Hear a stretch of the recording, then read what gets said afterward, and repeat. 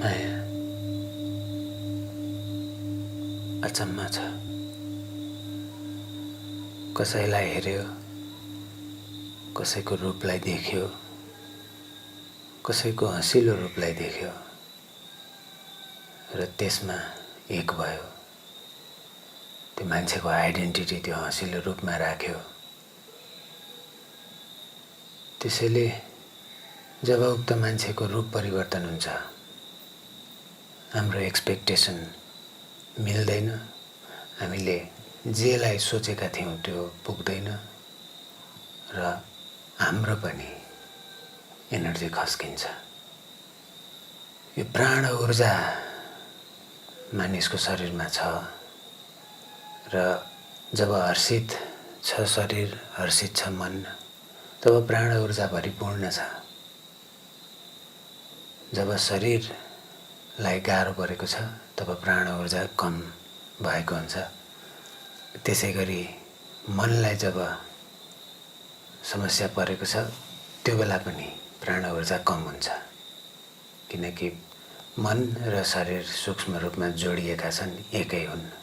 यी दुईटै अवस्थालाई असर पार्छन् र गुरुहरू भन्नुहुन्छ यी प्राण ऊर्जा जब कोही मानिस सफरिङ भइरहेको ठाउँमा पुग्छ, यही प्राण ऊर्जा घट्दै घट्दै घट्दै जान्छ। किनकि सफरिङ वरपर जति धेरैले गरिरहेका छन् त्यो सफरिङमा आफूलाई पनि तानिन्छ र कतिखेर आफू पनि सफरिङमा प्रवेश गरिसकेको हुन्छ थाहै हुँदैन। त चङ्गा भएर गएको मन पनि कहिलेकाहीँ घर पुग्दा फिस्रिक्क पर्छ, खिस्रिक्क पर्छ, सुकेको जस्तो, खस्केको जस्तो, दुखेको जस्तो अचम्ममा पर्छ। परिवर्तन भयो, एक्कासी क्यारेक्टर स्विच भयो। जब चङ्गा थियो, जब फुरुङ्ग थियो, यी अनुहारमै केही भागहरू हुन्छन् जहाँ हाँसिरहने मुखको पकड हुन्छ, हाँसिरहने नकाबको पकड हुन्छ। त्यो नकाब हुँदा, त्यो मुकुण्ड हुँदा हाँस्दाखेरि त्यो स्ट्रक्चर फर्किएर आउँछ। प्रत्येकचोटि त्यो स्ट्रक्चर फर्किएर आउँछ। अलिक अलिक फरक हुन्छ, फर्म एउटै छ, त्यसको फर्मुला, त्यसको स्ट्रक्चर एउटै छ। रुने अवस्थाको एउटा स्ट्रक्चर छ, एउटा अनुहारमा पक्रिने, अनुहारको सेप चेन्ज हुने एउटा अवस्था छ, त्यो फरक छ। यसरी सारा मानिसमा केही क्यारेक्टर्सहरू छन्, केही यस्ता नकाबहरू छन् जुन एकै एकै खालका छन्। हामी कसैलाई हँसिलो अनुहार देखेर यो चाहिँ मलाई मन पर्यो भनेर अघि बढ्छौँ भने त्यही अनुहारमा जब अर्को क्यारेक्टर आइपुग्छ, स्याडवाला आइपुग्ला, दुखी भएको आइपुग्ला, रोएको आइपुग्ला, रिसाएको आइपुग्ला, क्रोधले भरिएको आइपुग्ला, जस्ता जस्ता आइपुग्छन् अरू सबैलाई एक्सपेक्ट गरिएको हुँदैन, अरू सबैबारे सोचिएको हुँदैन, बहस गरिएको हुँदैन, चिन्तन गरिएको हुँदैन। तब एक्कासी आइपुग्दाखेरि दुख्छ। एक्कासी आइपुग्दाखेरि आफ्नो एक्सपेक्टेसन नमिलेकै कारण, किनकि हामीलाई त कोही मान्छे हँसिलो चाहिन्थ्यो, अब किन स्याड छ यो, अब किन यसले दुःख दिइरहेछ। जहाँ जहाँ आफूलाई सरल हुन्छ त्यहाँ त्यहाँ मात्रै मनले आनन्द मान्छ, सुख मान्छ। मन फस्यो कथामा। जहाँ जहाँसम्म मनलाई सजिलो छ, आफूलाई सजिलो छ, त्यहाँ त्यहाँसम्म मात्र मान्छे खुसी हुन्छ। अलिकति स्ट्रेस बढ्ने बित्तिकै दुःख पाउन थाल्छ, रिसाउन थाल्छ। यो यन्त्रले यसरी काम गर्छ। त कोही बिरामी होस्, कोही थाकेको होस्, उसमा रिस छिटै आइपुग्छ नर्मल अवस्थामा भन्दा। कोही भोकाएको होस्, उसमा रिस छिटै आइपुग्छ नर्मल अवस्थामा भन्दा, किनकि उसले आफूलाई भर्न पाएन कुनै पनि किसिमले। खाने त शरीरको लागि पर्ने अवस्था हो, तर खाना खान नपाउँदाखेरि उठेको रिस यो छुट्टै व्यवस्था हो। र त्यसै गरी अरू कोही आफ्नो अगाडि रोइरहँदाखेरि स्वीकार्न नसक्नु, किनकि रोदन पनि अस्तित्वमा छ, स्वीकार्न नसक्नु, यो डिनायल यसैले दुःख दिन्छ, सताउँछ यसैले। किनकि मनले त कसैको हँसिलो अनुहारलाई समाएको छ, रोएको अनुहारलाई त समाएको छैन, स्वीकार्यता दिएको छैन। कसैको नमिठा प्रस्तुतिहरूलाई त स्वीकार्यता दिएको छैन। र समाजमा बस्दा, परिवारमा बस्दा यस्ता नमिठा अनुभवहरू ठोकिरहन्छन् मानिस बीच र कलहको सृजना गरिरहन्छन्। यसका स्रोतहरू चाहे उमेरले होस्, चाहे रोग व्याधिले होस्, चाहे प्राकृतिक प्रकोपले होस्, भिन्न भिन्न कथाले होस्, यी घटनाहरू घटिरहन्छन्। र जीवन आफैमा यस्तो रोग हो कि अरू रोगले मरोस् नमरोस्, जीवनले अवश्य मार्छ। र सबैजना यो रोगले ग्रसित छौँ, चलिरहेका छौँ, घुमिरहेका छौँ, बाँचिरहेका छौँ। त झट्ट कहिलेकाहीँ यसको साक्षात्कार हुन्छ कि मृत्यु अगाडि आइपुग्यो, नजिक आइपुग्यो, आफ्नै घरमा आइपुग्यो र डर बढ्दै जान्छ। किनकि आफ्नो पनि मृत्युको नजिक नजिक ऊर्जा पुग्न थाल्छ। जहाँबाट ऊर्जा रिलिज हुन्छ त्यो पोइन्टमा वरपरका सम्पूर्ण ऊर्जाहरू भ्याकुमसरी खिचिएर आउँछन् र रिलिज हुन थाल्छन्। मैले एउटा गुरुङ गाउँमा यसको उदाहरण देखेको थिएँ। गुरुले मादल बजाउँदा, मारुनी नाचमा मादल बजाउँदा माथि अर्को गाउँबाट कोही घाँस काटिरहेको छ डाँडातिर भने मादलतर्फ सर्र आइपुग्छ तानेर। मादल बजाउँदाखेरि कोही ट्रान्समा छिर्यो भने त्यो ट्रान्समा छिर्ने प्रोसेस सबैजनालाई बिस्तारै बिस्तारै वरपर को त्यसले अट्र्याक्टेड छ, धेरै भेरिएबल छन् त्यसमा पनि। जसको यी भेरिएबलहरू म्याच हुन थाल्छन् ती सबै ट्रान्समा अट्र्याक्टेड भएर आउँछन्। गहनतामा ऊर्जा यो देखियो कि कुरा यो देखियो कि जहाँनिर ऊर्जाको रिलिज हुन्छ, जहाँनिर ऊर्जाको एउटा पोर्टल खुल्छ, त्यहाँ कम्प्याटिबल भएकाहरू सबै तानिएर आइपुग्छन्। र परिवारको हकमा यही कम्प्याटिबिलिटीको आधारमा कुलधर्म भनेर मानिन्छ, पितृ भनेर मानिन्छ। आजदेखि मलमास सुरु भयो। यो 16 श्राद्ध पनि भन्छन् यो अवस्थालाई। र अहिले त झन् कोभिड-19ले गरेर स्ट्रेस सबैतिर बढेका कारण, जनमानिसमा मान्छेमा त्रास बढेको कारण यो कलेक्टिभ फियर एकदमै बढेर गएको छ। यो बेलालाई यसै त मलमास भनिन्थ्यो, 16 श्राद्ध भनिन्थ्यो, जात्राहरू पर्थ्यो एकैचोटि सबै कुरा। सबैले आफ्ना आफ्ना ठाउँबाट व्यवस्थित रूपले ऊर्जालाई निरन्तर सञ्चालन गराउनलाई, ब्यालेन्समा लिएर आउनलाई यस्ता व्यवस्थाहरू चलाइएको थियो र चल्दै आएको थियो। मानिसले जानेर गरे पनि, मानिसले अनजानमा गरे पनि यो भागको, यो भूभागको, संसारमा यो भेगको आवश्यकता थियो र यो भेगले सृजना गरेको व्यवस्था थियो। अहिले पनि त्यो व्यवस्था जारी छ। तर अहिले हिजो आज नै चाहिँ यो कोरोनाको पेन्डेमिकले गरेर सबैतिर रिचुअलहरू रोकिँदै गइरहेका छन्। 16 श्राद्ध मानिसले गर्न पाएका छैनन्। कुरा पितृ होस् नहोस् सँग मतलब छैन। मानिस जुन साइकोलोजीमा बाँच्छ, जुन भ्याल्यु मान्छेले दिन्छ लाइफलाई, जुन कुरामा मान्छेले आफ्नो चित्तलाई एकीकरण गर्छ, चित्तलाई जोडेर लैजान्छ, आफ्नो जीवनको व्याख्या जुन कुरामा दिन्छ त्यो मानिसको लागि एकदमै महत्त्वपूर्ण हुन जान्छ। यतिखेर मानिसले रथलाई आफ्नो जीवनको भ्याल्यु दिएको छ भने उसलाई त्यो रथ नतान्निदा साह्रै दुख्छ र उसले त्यो तान्निनको लागि जे पनि गर्छ। र यसै गरी मानिसहरूले मूल्य मान्यता राखेका विभिन्न कुराहरू हाम्रा चाडपर्वमा छन् र यीमध्ये धेरै कुराहरू एकदमै वैज्ञानिक छन्। किनकि यही अवस्था, यही बेला हो जतिखेर चाहिँ यो छोडिएको दिन, प्रत्येक दिनमा 24 घण्टा हुन्छ। 24 घण्टामा केही मिनेट, केही अंश बाँकी रहन्छन् अनि अर्को दिनलाई त्यो जोडिन्छ र फेरि जोडिन्छ गर्दा गर्दा एउटा महिना तयार हुन्छ, जहाँनिर यो सब छोडिएका समयहरू जोडिन्छन् र एउटा महिना बन्छन्। यहीलाई चाहिँ मलमास भनिन्छ।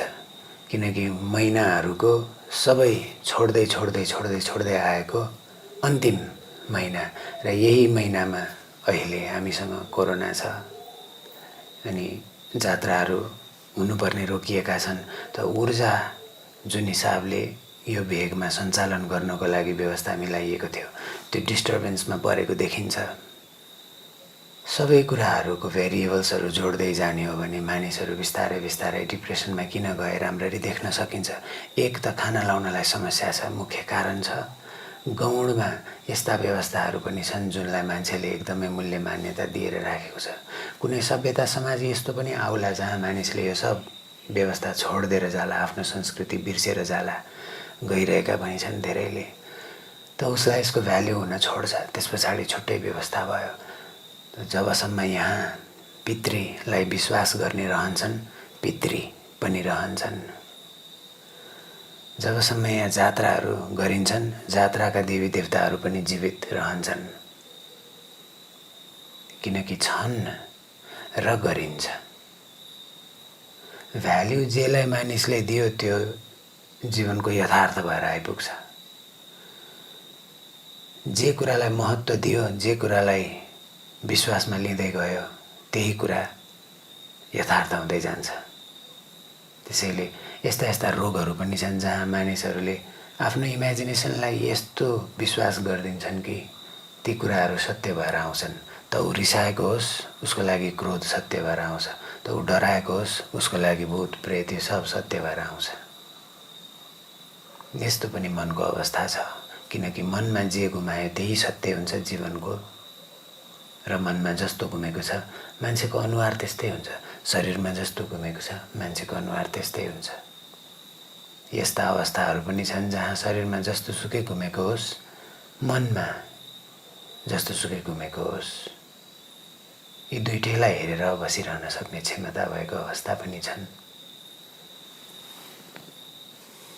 त्यसैको लागि यो भेगमा जात्राहरूको उपस्थिति भयो, निड भयो। किनकि यहाँको आर्किटाइपलाई स्वचलयमान गराउन, शान्त गराउन, चलयमान गराउन, फेरि शान्त गराउन, फेरि चलयमान गराउन, यी व्यवस्थाहरू महत्त्वपूर्ण भए। किनकि जब विश्वास पितृमा छ र स्वर श्राद्धको बेला हो, त सबैको मनमा चिन्ता हुन्छ, गर्न पाइएन श्राद्ध, कोरोनाले दिएन, यसले दिएन, उसले दिएन, यो भएन, त्यो भएन। त मन अशान्त नै अशान्तले भरिन थाल्छ। एकजना मानिस मात्र परिवारमा अशान्तले भरिएको छ भने सारा परिवार नै तानिन्छ त्यसमा, सारा परिवारमा त्यसको प्रभाव देखिन थाल्छ। र त्यही प्रभाव अहिले राष्ट्र राष्ट्रमा छ, समाज समाजमा छ, त्रासले सबैतिर भरिएको छ।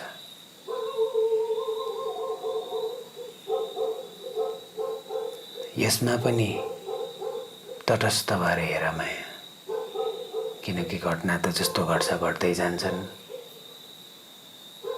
आखिरमा अन्तिम सरेन्डरिङ त दिन नै छ, अन्तिम झुकाव, अन्तिम छोड्ने क्रम त हुन नै छ।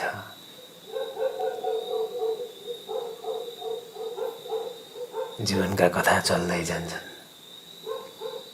मैले सुनेको मानिसको शरीरलाई अध्ययन गर्ने हो भने यो थाहा हुँदो रहेछ कि मानिस अहिले जिउँदो छ भने उसमा 100वटा उसका पुर्खाको पाठ पूर्जाहरू कपिड भएर आएका छन्। 100वटाको मिश्रण त्यो एक भएर आएको छ।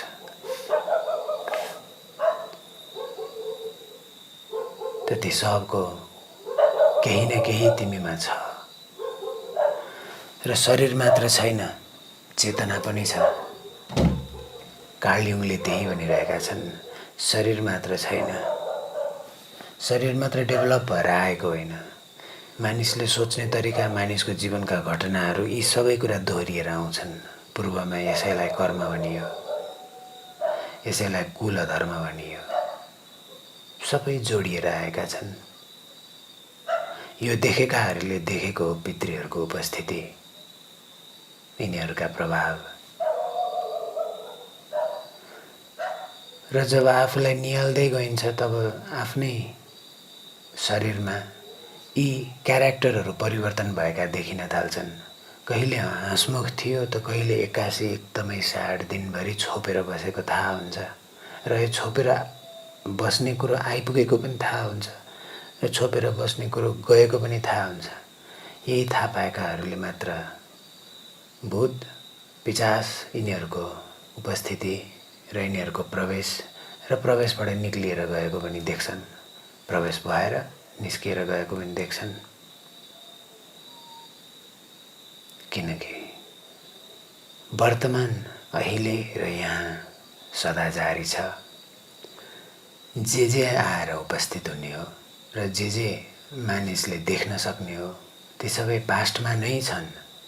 विज्ञानले पनि यो प्रमाणित गरिसक्यो कि पास्टमा नै छन्।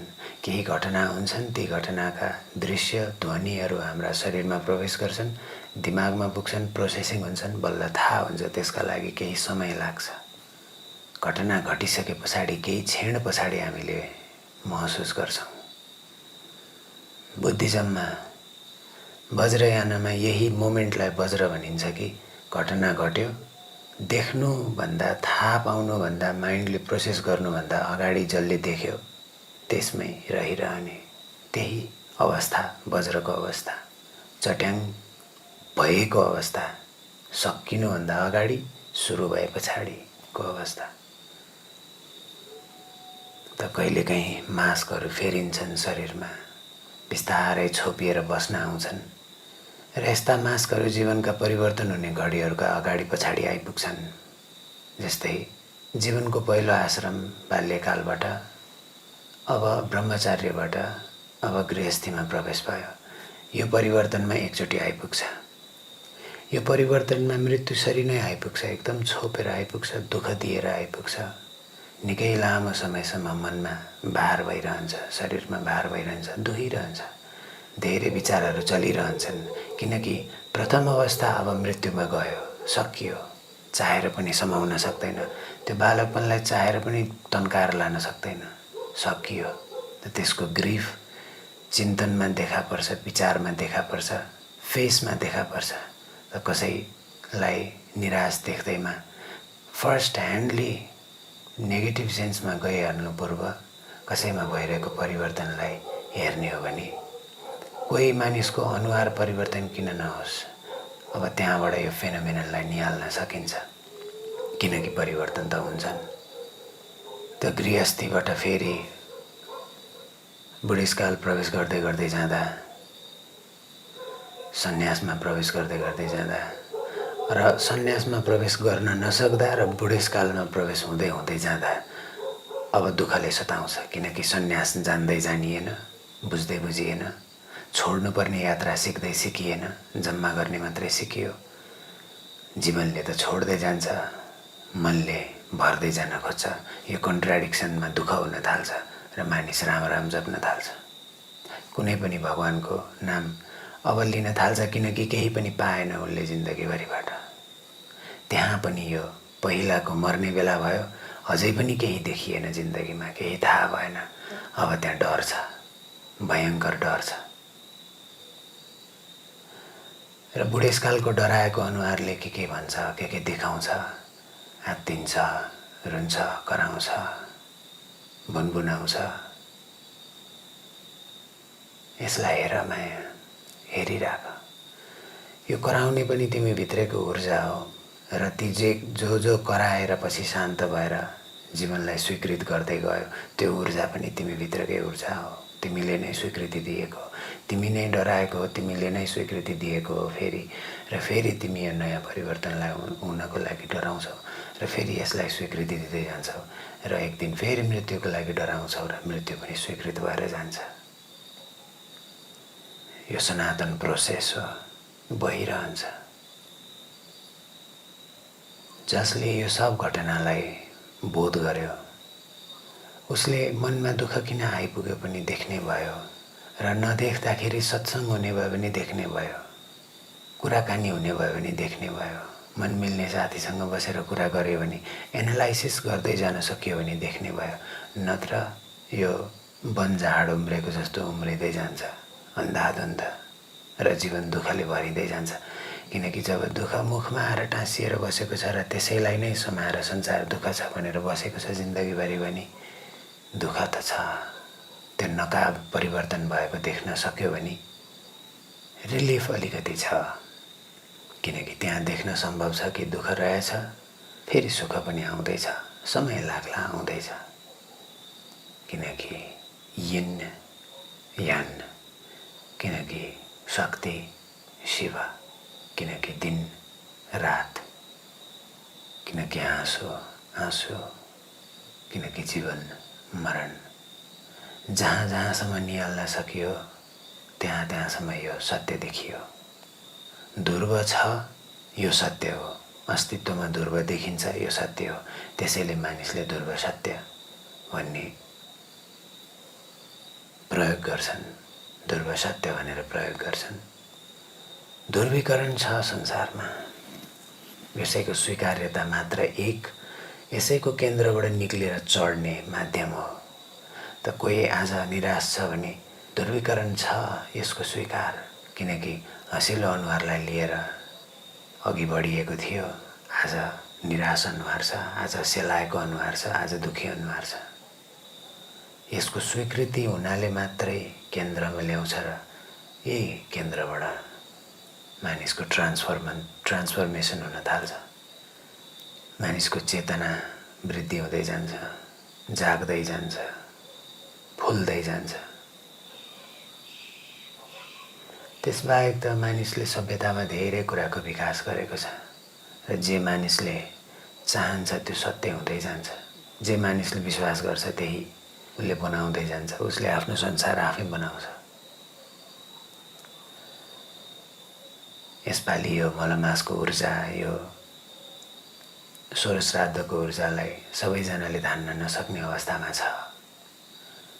जसले सकिन्छ सारा जगतको लागि प्रेम पठाइदिनु, प्रार्थना पठाइदिनु, किनकि पितृहरू त हिन्दूहरूको मात्र हुँदैनन् के अरे।